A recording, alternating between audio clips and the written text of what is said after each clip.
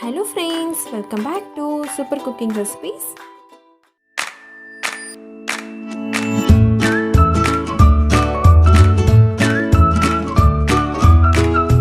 Hello friends, இன்னைக்கு நம்ம சேனல்ல ஒரு ஹெல்த்தியான ஸ்நாக்ஸ் ரெசிபி தான் ஃப்ரெண்ட்ஸ் பார்க்க போறோம்.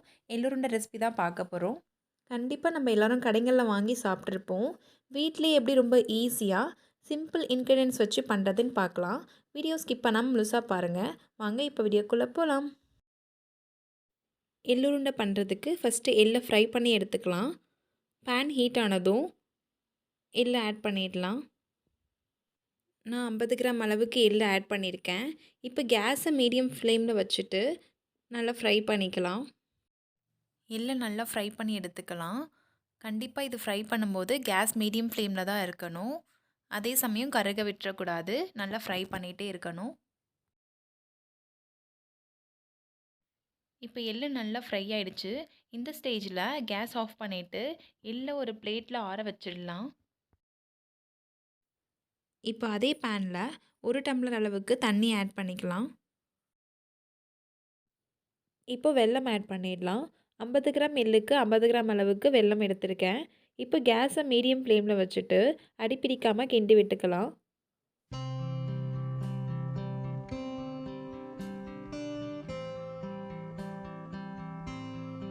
இப்போது வெல்லம் நல்லா ஹீட்லேயே மெல்ட் ஆகிடுச்சு. இந்த ஸ்டேஜில் கேஸ் ஆஃப் பண்ணிவிட்டு ஃபில்டர் பண்ணி எடுத்துக்கலாம்.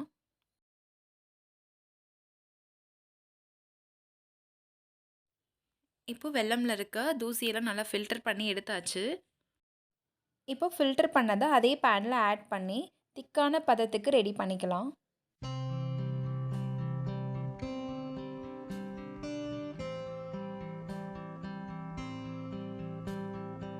இப்போ பாருங்கள், வெல்லமில் இருக்க தண்ணியெல்லாம் நல்லா குறைஞ்சிட்டு பாவு பதத்துக்கு வந்திருக்கு. இந்த ஸ்டேஜில் ஃப்ரை பண்ணி வச்சுருக்க எள்ளை ஆட் பண்ணிடலாம். நான் பாதி எள்ளு மட்டும்தான் ஆட் பண்ணியிருக்கேன். இப்போ கேஸை லோ ஃப்ளேமில் வச்சுட்டு ஹீட்லேயே இதை நல்லா மிக்ஸ் பண்ணிக்கலாம். வாசனைக்கு 2 ஏலக்காய் ஆட் பண்ணியிருக்கேன். இப்போ இதை நல்லா மிக்ஸ் பண்ணி ரெடி ஆகிடுச்சு. இப்போ ஒரு பிளேட்டில் ஆயில் தடவி வச்சுருக்கேன். அந்த பிளேட்டில் நம்ம ரெடி பண்ண பாவு எள்ளை கொட்டி ஆற வச்சிடலாம். இப்போ இந்த ஹீட்லேயே கொஞ்சம் கொஞ்சமாக எடுத்து உருண்டை பிடிக்க ஆரம்பிச்சிடலாம். இப்போ பாருங்கள், நம்ம ஹீட்லேயே உருண்டை பிடிக்க ஆரம்பித்ததுனால எள்ளுருண்டையோட ஷேப் ரொம்ப அழகாக வந்திருக்கு. இதே மாதிரி மற்ற உருண்டையும் பிடிச்சி எடுத்துக்கலாம்.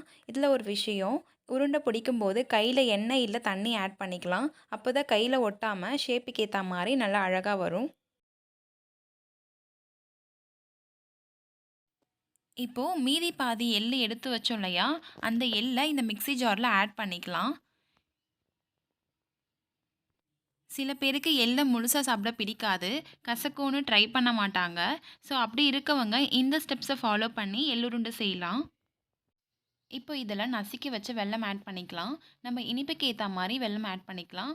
நான் வந்து ஒரு சின்ன கட்டி வெல்லமை நல்லா நசுக்கி ஆட் பண்ணிக்கிட்டேன். இதில் வாசனைக்கு 2 ஏலக்காய் ஆட் பண்ணிக்கலாம். இப்போ இதை நல்லா அரைச்சி எடுத்துக்கலாம்.